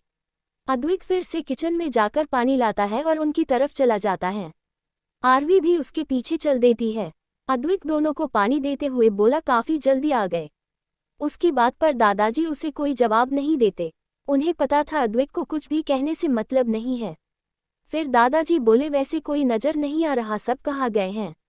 ये सुन अद्वैत बोला, ओरियन, क्रियांश, कर्निश और ईवा मॉल गए हैं, बाकी सब यही है। अब्रम भी बाहर आता है। दादाजी को देख वो उनके पास जाकर बोला, कैसा रहा सफर, मजा आया अपनी पुरानी यादें ताज़ा करके। उसकी बात सुन दादाजी और नोआन मुस्कुराते हुए हाँ में सर हिला देते हैं। शाम का वक्त। स्मृति अब ठीक थी और वो दादाजी और नोआन से भी मिल ली थी। शिव भी घर आ गए थे। आरवी अपने घर आज जल्दी चली गई थी। ओरियन और ये सब भी घर आ गए थे। किसी ने भी लिफ्ट वाली बात घर में नहीं बताई थी। अभी सब डिनर करके मेन हॉल में बैठे थे। तभी अविनाश और श्रिविका अंदर आते हैं। उन्हें देख दादाजी बोले, आओ अविनाश, अब याद आए हमारी। उनकी बात सुन अविनाश उनके पास बैठ मुस्कुरा कर बोले, कैसी बातें कर रहे हो दादाजी, भला आपको मैं भूल भी सकता हूँ क्या। वो तो बस यहाँ अपने बिजनेस के चलते बिजी हो गया था इसीलिए टाइम ही नहीं मिला यहाँ आने का। ये सुन दादाजी हाँ में सर हिलाकर बोले, वैसे इससे मिलो, मेरा सबसे खास दोस्त नोआन। उनकी बात सुन अविनाश नोआन के पैर छूते हैं। नोआन मुस्कुराकर बोले बी हैप्पी माई चाइल्ड। उनकी बात पर अविनाश मुस्कुरा दिए। फिर अविनाश दादाजी से बोले दादाजी कल मेरे नए प्रोजेक्ट की छोटी सी पार्टी है तो मैं आप सभी को इनवाइट करने आया था। उनकी बात सुन दादाजी बोले ये तो काफ़ी अच्छी बात है बेटा, हम सब जरूर आएंगे। फिर अविनाश श्रिविका को देखते हैं तो श्रिविका हाँ में सर हिलाकर स्मृति के पास बैठ उसे एक बॉक्स देती है। स्मृति उसे कन्फ्यूजन से देखती है तो अविनाश बोले इसे रख लो बेटा, ये तुम्हारी शादी का गिफ्ट है। शादी के बाद मैं तुमसे मिल ही नहीं पाया तो इसीलिए आज तुम्हें ये दे रहा हूँ। स्मृति उनकी बात सुन दादाजी को देखती है तो श्रिविका बॉक्स उसे पकड़ाते हुए बोली अरे इतना सोचिए मत, ले लीजिए। जिसपे दादाजी भी मुस्कुरा कर बोले रख लो बेटा। स्मृति उनकी बात सुन हाँ में सर हिला देती है। सब लोग ऐसे ही कुछ देर बातें करते हैं और बाद में अविनाश और श्रीविका के जाने के बाद सभी सोने चले जाते हैं। सुबह का वक्त, शशांक का रूम। स्मृति अभी सो रही थी, वो भी शशांक के बिल्कुल पास, और शशांक अपने हाथ पर सर टिका कर उसके बाल उसके चेहरे से हटा रहा था। फिर अचानक उसके हाथ रुक गए। वो खुद की हरकत पर हैरान था, आखिर उसे हो क्या रहा था। वो स्मृति की तरफ धीरे धीरे खींचा चला जा रहा था। वो जल्दी से उठ वॉशरूम में चला गया। कुछ देर बाद वो वापस बाहर आकर देखता है स्मृति अभी भी सो रही थी। वो उसे देख क्लोसेट की तरफ चला जाता है। स्मृति की नींद खुली तो उसे शशांक कहीं नहीं दिखा तो वो अंगड़ाई लेते हुए खड़ी होती है और क्लोजेट में कपड़े लेने चली जाती है। वो अंदर गई तो शशांक शर्टलेस खड़ा था। उसकी बॉडी एकदम परफेक्ट थी। ये देख स्मृति की आंखें बड़ी हो गई। वही शशांक उसे देखता है तो वो जल्दी उल्टी मुड़ जाती है। उसके गाल तो क्या, उसका पूरा चेहरा लाल पड़ गया था। शशांक उसे देख शरारत से उसके एकदम पीछे खड़ा हो गया और अपनी गर्म सांसें उसके गले पर छोड़कर बोला क्या हुआ वाइफी, तुम्हारा ही पति हूँ, इतना क्यों शर्मा रही हो। उसकी बात सुन स्मृति की धड़कनें बढ़ गई। शशांक हल्के से उसकी कमर को छूता है तो स्मृति के पूरे शरीर में करंट दौड़ गया। वो जल्दी से जाने को हुई तो शशांक उसके हाथ को पकड़कर बोला अरे जिस काम से आई थी वो तो कर लो। ये बोल वो उससे दूर हो जाता है और दीवार से टक लगाकर उसे देखने लगता है। स्मृति खुद को बड़े मुश्किल से संभाल कर एक लाइट पर्पल कलर की साड़ी लेने लगती है तो शशांक बोला नहीं ये नहीं। उसकी बात सुन स्मृति दूसरी साड़ी पर हाथ लगाती है तो शशांक फिर से मना कर देता है। बेचारी भोली भाली स्मृति शशांक की बात मान दूसरी साड़ी पर हाथ लगाती है तो शशांक उसके पास आकर उसके हाथ को एक ऑर्गेंजा की प्रिंटेड येलो साड़ी पर रखता है। वो साड़ी काफ़ी सुंदर थी और मानना पड़ेगा उसकी पसंद काफ़ी अच्छी थी। जो शशांक किसी को राय देना भी जरूरी नहीं समझता था, वो आज अपनी पत्नी की साड़ी पसंद कर रहा था। शशांक उसे बताकर दूर होकर बोला मैंने तुम्हारी तो मदद कर दी, अब तुम मेरी मदद करो। उसकी बात सुन स्मृति मन में बोली क्या हमने इनसे मदद करने के लिए कहा था। वो शशांक के कपड़ों को देखती है तो हैरान रह गई। उसमें ज़्यादा तो सारे ब्लैक डार्क ब्लू कलर के ही बिजनेस सूट थे। फिर वो एक बड़ी मुश्किल से एक रॉयल वाइन कलर का 3 पीस निकालती है। उसकी पसंद देख शशांक के चेहरे पर हल्की स्माइल आ गई। स्मृति उसे देकर जल्दी से बाहर चली गई। कुछ देर बाद शशांक बिल्कुल तैयार होकर सोफे पर बैठे काम कर रहा था। तभी स्मृति वॉशरूम से बाहर निकली। आवाज़ सुन शशांक उसकी तरफ देखता है तो उसकी नज़रें उसी पर रुक गई। स्मृति पर वो कलर काफ़ी खिल रहा था। वो काफ़ी सुंदर लग रही थी, वो भी बिना किसी श्रृंगार के। वो अपने गीले बालों को झटकती है तो कुछ छींटे शशांक के चेहरे पर भी जाते हैं, जिससे वो होश में आया। वो अपने काम में ध्यान देने की पूरी कोशिश करता है पर उसका ध्यान बार बार स्मृति पर जा रहा था। स्मृति एकदम तैयार हो जाती है। उसका ध्यान अपने ब्लाउज की डोरियों पर जाता है तो वो उन्हें बांधने की कोशिश करती है। शशांक जल्दी से उसके पास चला जाता है जैसे वो इसी का इंतजार कर रहा हो। स्मृति को अपनी पीठ पर शशांक के हाथ महसूस हुए तो उसने जल्दी से मिरर में देखा तो शशांक उसे ही देख रहा था। ये देख वो जल्दी से अपनी पलकें झुका लेती है। शशांक ये देख मुस्कुरा दिया। वो स्मृति को बेड पर बैठने का इशारा करता है तो स्मृति घबराते हुए बेड पर बैठ गई। शशांक अपनी जेब से एक डिब्बा निकालता है। वो उसे खोलता है तो उसमें पाजेब थी जो काफ़ी सुंदर और यूनिक थी। वो नीचे बैठ स्मृति को पहनाने को हुआ तो स्मृति अपने पैर पीछे खींचकर बोली ये आप क्या कर रहे हैं। शशांक उसे घूरते हुए बोला मुझे लगा था तुम देख सकती हो। उसके जवाब पर स्मृति धीरे से बोली हमारा मतलब आप हमारे पैर मत छुइए। उसकी बात सुन शशांक बोला और मैं ऐसा क्यों ना करूं, चुपचाप बैठो। ये बोल वो स्मृति के पैरों में पायल पहना देता है। वो खड़ा होकर बोला ये फर्स्ट नाइट का गिफ्ट है। स्मृति उसकी बात पर धीरे से सर हिला देती है। फिर शशांक रुक कर बोला, वैसे तुम प्लीज थोड़ा चल कर दिखाओ। उसकी बात सुन स्मृति एक दो कदम चलती है जिससे उसके पायल शोर करते हैं। उनकी आवाज सुन शशांक को जैसे काफी सुकून मिला। स्मृति के चेहरे पर भी प्यारी सी मुस्कान आ गई। उसके लिए सभी के गिफ्ट एक तरफ और अपने पति जी का गिफ्ट एक तरफ था। उसे खुद में ही काफी खुशी हो रही थी और शशांक स्मृति को देख काफी सुकून महसूस कर रहा था। क्या होगा आगे? क्या शशांक और स्मृति अपने नए एहसास को समझ पाएंगे? और क्या अद्वैत समझ पाएगा आरवी को देख जो उसके दिल में तूफान उठता है? एपिसोड 68। स्मृति जल्दी से पूजा कर सभी के लिए नाश्ता बनाती है। सभी नाश्ता करते हैं और ऑफिस के लिए निकल जाते हैं। कुछ देर बाद आरवी भी अग्निवंशी मेंशन आ जाती है। श्रिविका ने उसे भी पार्टी में इनवाइट किया था। सा एम्पायर। शशांक अपने कैबिन में था और उसके सामने एक आदमी खड़ा था। शशांक अपनी रौबदार आवाज में बोला, क्या तुम श्योर हो कि तुम्हारी ये इन्फॉर्मेशन बिल्कुल सही है? सामने खड़ा हुआ आदमी पूरी रिस्पेक्ट के साथ बोला, यस सर, ये इन्फॉर्मेशन बिल्कुल सही है।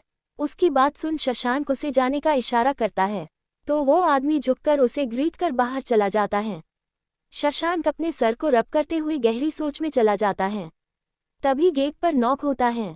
वो अपनी चेतना से बाहर अंदर आने का बोलता है। क्रियांश अंदर आकर बोला, बॉस लंच टाइम हो गया है और ये रहा आपका लंच बॉक्स। शशांक उसे देख हाँ में सर हिलाता है। क्रियांश लंच बॉक्स देकर बाहर चला गया। शशांक बॉक्स को लेकर सोफे पर बैठ गया। उसने बॉक्स खोला तो उसमें एक चिट रखी थी। वो चिट खोलता है तो उसमें लिखा था, धन्यवाद गिफ्ट के लिए, और साथ में एक स्माइली बनी हुई थी। उसे देख शशांक के चेहरे पर भी मुस्कान आ गई। वो खाने से पहले एक बार उसे स्मेल करता है तो उसकी आंखें बंद हो गई। खाने की खुशबू लाजवाब थी।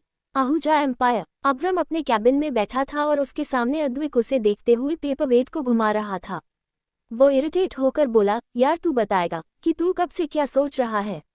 अब्रम उसकी बात सुन उसे देखता है और लंबी सांस लेकर बोला, यार परसों श्रिविका को मैंने जोश में आकर बोल दिया कि मैं उसे पसंद करता हूँ। ये सुन अद्वैत को खांसी आ गई। वो खुद को संभाल कर बोला, क्या बात कर रहा है? मैं तो तुझे फट्टू समझता था लेकिन तू तो काफी तेज निकला। लड़की को सीधा प्रपोज कर दिया। उसकी बात सुन अब्रम आंखें छोटी करके बोला, तू कुछ ज्यादा ही सोच रहा है। मैंने कोई प्रपोज नहीं किया। वो बस मुझे गलत समझ रही थी इसीलिए मैंने उसे ये कह दिया। पता नहीं वो अब मेरे बारे में क्या सोच रही होंगी। ये सुन अद्वैत बोला, भाई वो क्या सोच रही है ये छोड़, पहले तू ये बता कि तू उसके बारे में क्या सोचता है। उसके सवाल पर अब्रम के सामने श्रिविका का चेहरा आ गया जिससे उसके चेहरे पर एक हल्की स्माइल आ गई। अद्वैत उसके चेहरे के भाव देख मुस्कुरा रहा था। अब्रम बोला, यार वो बस मुझे अच्छी लगती है लेकिन पसंद वसंत का नहीं पता। इनफैक्ट मुझे नहीं लगता कि मुझसे ये सब हो पाएगा। उसकी बात सुन अद्वैत बोला, भाई देख, पहली बात तो ये कि अच्छे लगने को ही पसंद करना कहते हैं, और दूसरी बात तुझसे क्यों नहीं हो पाएगा। जब शशांक जैसा इंसान भाभी के लिए बदल रहा है तो तू किस खेत की मूली है? अब्रम उसे जानलेवा नजरों से घूरता है तो अद्वैत हंसते हुए बोला, मैं तो मजाक कर रहा था यार। वैसे देख, तू उसे पसंद करता है ये मुझे पता है, लेकिन श्रिविका तुझे पसंद करती है या नहीं अब उसका पता कर। उसकी बात सुन अब्रम बोला, देख, न तो मैं उसे पसंद करता हूँ और ना ही वो करती है, समझा। मैं बस तुझसे ये कह रहा हूँ कि अब मैं उससे परसों के लिए सॉरी कैसे कहूँ। अद्वैत हल्के गुस्से से बोला, यार तेरे और शशांक की एक ही प्रॉब्लम है, दोनों कभी ये नहीं मानोगे कि तुम्हें अब लव होने लगा है। मैं तो कहता हूँ तू एक फूल लेकर जाओ और श्रिविका को प्रपोज कर दे, वो मना कर ही नहीं पाएगी। भरोसा कर, तेरे दिल की बंजर जमीन पर भी फूल खिल जाएंगे। उसकी बात पर अब्रम गुस्से से बोला, साले तेरा दिमाग खराब है। मैं तुझसे सॉरी बोलकर बात खत्म करने के आइडिया मान रहा हूँ और तू है कि मुझे प्रपोज करके बात बढ़ाने के आइडिया दे रहा है। अद्वैत कुछ कहता उससे पहले कर्निश अंदर आया। वो बैठते हुए बोला, मुझे भी बताओ ना किसे प्रपोज करने की बात हो रही है। ये सुन अद्वैत कुछ बोलता उससे पहले अब्रम उसे आंखें दिखाकर कर्निश से बोला, तुम्हारा काम खत्म हो गया जो तुम यहाँ पंचायती करने आ गए। उसकी बात इग्नोर करते हुए कर्निश बोला, वैसे आप दोनों को पता है कल गजब हो गया। अद्वैत उसकी तरफ मुड़ते हुए बोला, क्या हुआ? कर्निश पानी पीते हुए बोला, कल ओरियन भाई लिफ्ट में फंस गए थे। ये सुन अब्रम और अद्वैत की आंखें बड़ी हो गई। अब्रम टेंशन से बोला, उसे तो क्लॉस्ट्रोफोबिया है। शाम को वो मुझे कुछ अजीब लगा था पर मैंने पूछा नहीं, और तू इसे गजब होना बोल रहा है। अद्वैत भी चिंता से बोला, फिर क्या हुआ? उसका दम तो एक बंद कमरे में भी घुटने लगता है। वो अकेला था क्या? डॉक्टर के पास गए? और सबसे मेन बात तू अब बता रहा है हमें? अब्रम भी उसकी बात से सहमत होकर कर्निश को देखने लगता है। तो कर्निश बोला, अरे यार आप दोनों सांस तो लो, मेरी बात तो सुनो। अरे उस लिफ्ट में उनके साथ ईवा थी, और गजब की बात यह है कि इस बार ओरियन भाई को डॉक्टर की जरूरत नहीं पड़ी। मैंने ईवा को देखा था, शायद वो काफी रोई थी। वो ओरियन भाई के लिए काफी परेशान हो गई थी। मुझे तो लगता है ओरियन भाई और ईवा के बीच में दाल गल सकती है। उसकी बात सुन अब्रम उसके सर पर एक चपत लगाकर बोला, कुछ भी बकवास मत सोच। ईवा काफी डर गई होगी इसीलिए वो रोई होगी, और रही बात परेशान होने की तो ये नॉर्मल है। कोई भी होता तो वो परेशान तो हो ही जाता। अद्विक उसे देखकर बोला, नहीं अब्रम ये नॉर्मल हो सकता था, लेकिन ईवा अभी जैसी है उसका परेशान होना ये नॉर्मल नहीं है। उसकी बात सुन कर्निश जल्दी से हाँ में सर हिला देता है। वही अब्रम टेबल पर हाथ पटक कर गुस्से से बोला, निकलो दोनों के दोनों, अभी निकलो मेरे कैबिन से। दोनों का दिमाग फालतू कामों में एक जैसा चलता है। मैं और तुम दोनों की बकवास बातें नहीं सुन सकता। अद्विक उसे शांत करते हुए बोला, अरे भाई हम तो ऐसे ही बोल रहे थे, तू खामेखा सीरियस हो गया। कर्निश उसकी तरफ पानी बढ़ाकर बोला, बिल्कुल भाई आप पानी पीजिए। अब्रम उन दोनों को घूर देखता है, क्या होगा आगे। ऐसा भी क्या कहा उस आदमी ने कि शशांक कितनी गहरी सोच में चला गया। और क्या ओरियन को क्लॉस्ट्रोफोबिया होने के पीछे कोई कारण है। एपिसोड 69। शाम का वक्त। प्रतीक के कहने पर आरवी भी उनके साथ जाने का डिसाइड करती है। स्मृति को तो जाना ही था, इसीलिए उसने ईवा को भी साथ चलने के लिए मना लिया था। अभी स्मृति, नोआन और दादाजी हॉल में बैठे थे। ईवा अपने कमरे में थी और प्रतीक, आरवी अपना काम कर रहे थे। स्मृति दादाजी के सिर की मालिश कर रही थी। नोआन एक किताब पढ़कर बोले, वैसे अधम मैं तुम्हें बताना भूल गया कि कल मुझे अमेरिका के लिए रवाना होना है। उनकी बात सुन स्मृति और दादाजी दोनों उनकी तरफ ऐसे देखते हैं जैसे उन्होंने काफी भारी बात कह दी हो। दादाजी उन्हें अपनी छड़ी दिखाते हुए बोले, देख रहा है ना इसे, अब एक बार और तुमने जाने की बात की तो इससे तुम्हारा भर्ता बना दूंगा। ये सुन नोआन के चेहरे पर मुस्कान आ गई। स्मृति भी मालिश करते हुए बोली, ऐसे अचानक क्या हो गया जो आप ऐसे जाने की बातें कर रहे हैं। आपको तो अभी आए कुछ दिन भी नहीं हुए हैं, और ईवा भी अभी तक यहाँ नहीं घूमी है। उसकी बात सुन नोआन हंसते हुए बोले, अरे बेटा मैं तो नहीं जाना चाहता, लेकिन क्या करूँ, कंपनी को भी तो संभालना होगा, और वैसे भी मैं ईवा को कुछ दिन यहाँ छोड़कर जाऊंगा, तो तुम सब मिलकर घूम लेना। क्यों, सही कहा ना अधम। शिव अंदर आते हुए बोले, बिल्कुल सही नहीं कहा आपने। तीनों शिव की तरफ देखते हैं। शिव उनके पास बैठते हुए बोले, अरे भाई ये भी कोई बात हुई, आपको आए हुए कुछ दिन भी नहीं हुए और आप ऐसे जाने की बातें कर रहे हो। This is not fair. दादाजी भी हाँ में सर हिलाकर बोले, और नहीं तो क्या, कोई कहीं नहीं जाएगा, समझा तो। उनकी बातें सुन नोआन हंसने लगे, जैसे उन्हें पहले ही ये सब पता हो कि सब ऐसे ही उन्हें जाने से रोकेंगे। ओरियन क्रियांश अंदर आए तो दादाजी ने कहा, तुम दोनों ही आए हो क्या, बाकी सब कहाँ है। ओरियन उनके पास जाकर बोला, आ रहे हैं दादाजी। क्रियांश दादाजी को देख बोला, आज काफी मालिश हो रही है, क्यों मेरी भाभी के हाथों को कष्ट दे रहे हो दादू।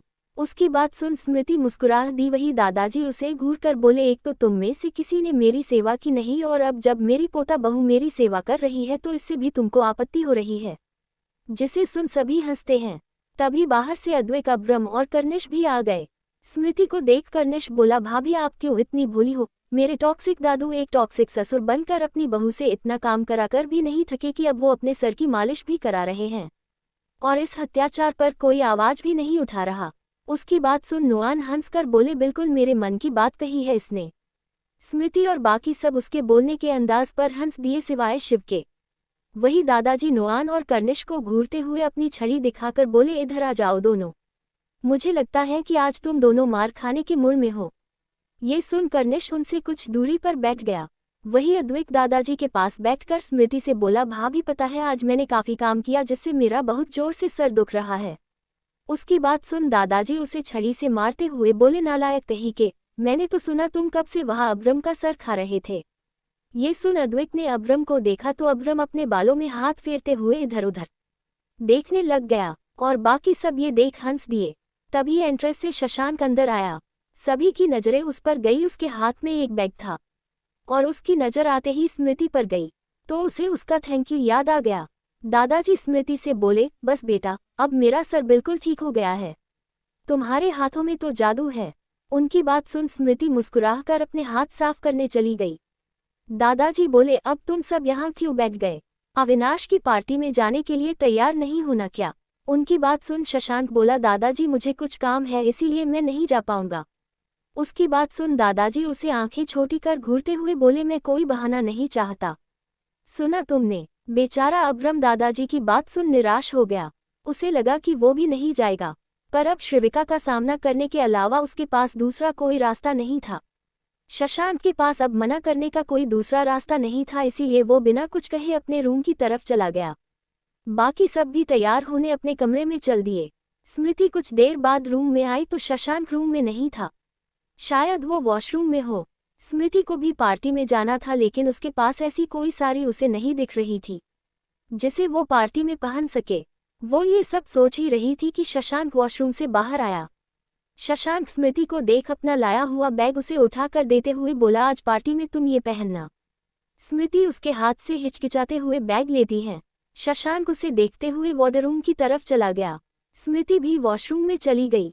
इधर बाहर आरवी अपने लिए एक खाली रूम ढूंढ रही थी, क्योंकि प्रतीक ने उसे एक अच्छी सी गाउन दी थी और अब उसे रेडी होने के लिए एक रूम चाहिए था। अद्विक ने आरवी को ऐसे ताकते झांकते देखा तो उसके पास आकर बोला, क्या हुआ, मिल नहीं रहा। अचानक अपने पीछे आवाज सुन आरवी घबरा गई। वो जल्दी पीछे मुड़ी तो अद्विक को देख उसकी आंखें छोटी हो गई। वो उसे घूरकर बोली, क्या नहीं मिल रहा और तुम्हारे पास और कोई काम नहीं होता क्या जो हर वक्त तुम ऐसे पीछे पड़े रहते हो? अद्विक उसकी बात सुन स्माइल करते हुए बोला, क्या करूं, घर में मुझे जानवर देखने की आदत जो नहीं है और तुम्हें देखकर तुम्हें यहाँ से बाहर फेंकने का मन भी करता है। आरवी उसके साइड से जाते हुए बोली, कभी खुद को देखा है? ना शक्ल ना अक्ल। ये सुन अद्विक ने जल्दी से उसके हाथ को पकड़ अपनी तरफ खींचा। आरवी अचानक खींचे जाने की वजह से उसके सीने से आ लगी। उसकी आंखें बड़ी हो गई और दिल भी काफी तेजी से धड़कने लगा। वही अद्विक की भी ऐसी ही हालत हो गई। उसका दिल मानो अभी बाहर आ जाएगा। उन दोनों की नज़र मिली तो एक पल के लिए जैसे वक्त रुक सा गया। आरवी उसके चेहरे को देख जल्दी होश में आकर उससे दूर होकर बोली, का क्या है? दूर से नहीं बोल सकते क्या? अद्विक भी इधर उधर देखकर बोला, वो मैं बस कह रहा था कि तुम्हें अगर रूम चाहिए तो तुम ईवा या भाभी के रूम में रेडी हो सकती हो, या फिर यहाँ और भी बहुत से खाली रूम है। ये बोल वो जल्दी बिना आरवी को देखे अपने कमरे की तरफ चला गया। शायद आरवी से ज्यादा वो शर्मा गया था। आरवी के भी गाल लाल हो गए थे। एपिसोड 70। ईवा का रूम। ईवा बेड पर बैठी थी और आरवी उसका मेकअप कर रही थी। ईवा को मेकअप ज्यादा पसंद नहीं था, इसीलिए आरवी उसका लाइट मेकअप करके बोली, लो हो गया, तुम तो काफी सुंदर लग रही हो यार। उसकी बात सुन ईवा खुद को देखती है तो उसके चेहरे पर अलग से भाव आ गए जो शायद ही कोई समझ पाए। फिर भी वो हल्की मुस्कान कर आरवी से बोली, तुमने सच में काफी सुंदर बना दिया मुझे। क्या तुम मेकअप आर्टिस्ट हो? उसकी बात पर आरवी हंसते हुए बोली, नहीं ऐसा कुछ नहीं है, वो तो बस मैं डिजाइनर बनना चाहती थी और इसीलिए मुझे मेकअप में भी हल्का इंटरेस्ट है। ये सुन ईवा बोली, इसे हल्का नहीं बहुत ज्यादा कहते हैं, तुम तो इसमें भी काफी अच्छी हो सच में। अब तुम भी रेडी हो लो, वरना मेरी वजह से तुम लेट हो जाओगी। उसकी बात सुन आरवी मुस्कुराकर वॉशरूम में चली गई। शशांक का रूम। स्मृति मिरर के सामने अपनी साड़ी को सही जमा रही थी और तभी शशांक वॉर्डरूम से बाहर आया। उसकी नजरें अचानक स्मृति पर गई। उसे हर बार जैसे खुद में खुशी होती थी कि उसकी वाइफ इतनी सुंदर है। वो वही टक लगाकर स्मृति को देख रहा था। वही स्मृति हल्के मेकअप में बिल्कुल तैयार हो गई थी। वो किसी अप्सरा से कम नहीं लग रही थी। ब्लैक एंड ग्रे कलर की शिफॉन की साड़ी थी जो काफी सुंदर थी और अब स्मृति पर तो उसकी वैल्यू जैसे और ज्यादा बढ़ गई थी। वो पीछे मुड़ी तो उसकी नज़र शशांक पर गई जो उसे ही देख रहा था। शशांक ने ब्लैक कलर का एक्सपेंसिव बिजनेस सूट पहना था। वो एकदम स्मार्ट डेसिंग लग रहा था, एक परफेक्ट मैन जैसा हम सोचते हैं बिल्कुल वैसा। स्मृति अपने स्वामी को निहारती ही रह गई और उसे पता भी नहीं चला कि कब शशांक के केवल स्माइल लिए उसके पास आ गया। उसके पास आने से स्मृति अचानक होश में आए और उससे दूर होने को हुई थी कि शशांक ने उसे उसकी कमर से पकड़ बिल्कुल अपने से सटा दिया। स्मृति की धड़कनें मानो अभी रुक जाएगी और उसके प्राण निकल जाएंगे। वही शशांक बस उसके चेहरे के परेशानी वाले भाव देख रहा था। मतलब उसकी स्वामिनी को फर्क पड़ता है उसके पास आने से। उसकी नजरें स्मृति के सुंदर होठों पर पड़ी, जिन पे महरून कलर की लिपस्टिक लगी थी। ये देख शशांक का गला सूखने लगा। उसे होश ही नहीं था कि कब वो स्मृति को बस परेशान करने से लेकर कब वो खुद परेशान होने लगा। स्मृति को उसका पास होना बुरा तो नहीं लग रहा था, लेकिन इतने स्ट्रॉन्ग मैन को वो अपने पास महसूस कर घबरा रही थी। वो शशांक के हाथ अपनी कमर पर महसूस कर पा रही थी। उसके मेल परफ्यूम से उसकी सांसें तेज हो गई थी। वो हल्का सा अब कसमसाने लगी। अब उसे काफी शर्म आ रही थी। वही शशांक अब बेशर्मा की तरह उसके होंठों की तरफ बढ़ने लगा। स्मृति को देख वैसे ही वो मंत्रमुग्ध हो जाता था और अब तो उसके इतने पास होने से उसका कंट्रोल जैसे जवाब दे रहा था। उसके ऐसे पास आने से स्मृति उसके सीने पर हाथ रख डिस्टेंस मेंटेन करने लगी। वो उसे मना भी नहीं कर पा रही थी और ना उससे दूर जा पा रही थी। वही शशांक उसके होठों के बिल्कुल करीब आ गया था। स्मृति ने अपनी आंखें कसकर बंद कर ली। शशांक के चेहरे पर उसे देख स्माइल आ गई। वो उसके सर पर हल्का सा किसकर उसे छोड़ देता है। स्मृति को जब महसूस हुआ तो वो बिना शशांक की ओर देखे जल्दी वॉशरूम में भाग गई। शशांक हल्का हंसकर बाहर चला गया। वही स्मृति वॉशरूम में गेट से टक लगाकर लंबी लंबी सांसें ले रही थी। उसकी नज़र मिरर पर गई तो खुद को देख उसे शर्म आ गई। शशांक का फहद पर किस करने से उसे काफी अच्छा महसूस हुआ था। मेन हॉल, सारे बॉयज मेन हॉल में खड़े थे, वो भी उन 3 लड़कियों के इंतजार में। ओरियन अपने टैब में देख रहा था और अद्विक कर्निश के बो को सही कर रहा था। तभी कर्निश की नज़र सीढ़ियों पर गई तो उसके मुंह से निकला, women are the most beautiful creations created by God. उसकी बात सुन सारे बॉयज का ध्यान उस पर गया और उसकी नज़रों का पीछा कर उनका भी ध्यान उन तीनों पर गया। अद्विक ने उस तरफ देखा तो उसका ध्यान आरवी पर गया जिसने सी ग्रीन कलर की प्लेन गाउन पहन रखी थी। बाल खुले थे, पैरों में हाई हील्स थी और चेहरे पर हल्का सा मेकअप। वो काफी सुंदर दिख रही थी। अद्विक की नजरें उस पर रुक सी गई। वही ओरियन ने ईवा को देखा तो उसकी धड़कनें सामान्य से तेज हो गई। ईवा ने डार्क महरून कलर का एक लॉन्ग वेस्टर्न ए लाइन वन पीस पहना था जो थाइस तक फिट था और नीचे से गाउन टाइप था। शशांक तो जब भी स्मृति को देखता तो ऐसे देखता जैसे वो उसे पहली बार देख रहा हो। सब उनको देख रहे थे और उन्हें पता भी नहीं चला कि कब वो सब उनके पास आ गई। प्रतीक आश्चर्य से बोला, मुझे पता था आप सब काफी सुंदर हो, लेकिन इतनी सुंदर हो ये आज पता चला यार। कर्निश उसे पीछे कर आगे होते हुए बोला, इसने बिल्कुल सही कहा यार, मतलब आप सब तो बहुत सुंदर हो।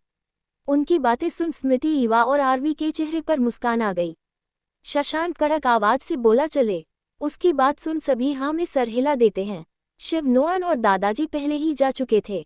धूर्नी मेंशन, अविनाश सारे गेस्ट से मिलकर दादाजी इनके साथ बैठे थे। अविनाश बोले, वैसे अभी तक तुम्हारे घर के सारे कोहिनूर नहीं आए। उनकी बात सुन शिव बोले, वो सब आते ही होंगे, पर ये बताओ श्रिविका कहाँ है, दिखाई नहीं दे रही। उनकी बात का अविनाश कोई जवाब देते उससे पहले उनकी नज़र एंट्रेंस पर गई। सभी लोग भी उसी तरफ देख रहे थे। स्मृति, ईवा और आरवी आगे चल रही थी और उनके पीछे वो सारे लड़के चलकर आ रहे थे।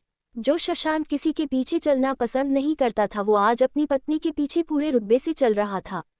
सारी लड़कियां उन तीनों गर्ल्स को घूर घूर कर देख रही थी। सारे डेसिंग बॉयज के आगे वो तीनों प्रीटी गर्ल्स चल रही थी। जो भी उन सभी को देखता तो देखता ही रह जाता। वो सब दादाजी के पास आ गए। अब्रम भले ही श्रिविका को अवॉइड करना चाहता हो, लेकिन फिर भी उसकी नज़र उसे ही तलाश कर रही थी। तभी उसकी नज़र सामने से आती श्रिविका पर गई, जो उनकी तरफ ही आ रही थी। उसने वाइट कलर का लॉन्ग वन पीस पहना था। उसके लंबे बाल भी खुले थे। आज वो काफी सुंदर लग रही थी। वैसे तो सारी लड़कियां काफी सुंदर लगती है रोज, लेकिन आज उन सभी में एक अलग ही कशिश नजर आ रही थी। अब्रम चाहकर भी उससे नजरें नहीं हटा पा रहा था। ये देख अद्वैक उसके कंधे पर हल्का सा टला देता है, जिससे अब्रम होश में आया। वो इधर उधर देखने लगा। वही श्रिविका उसके पास से होकर उन सब से मिलने चली गई।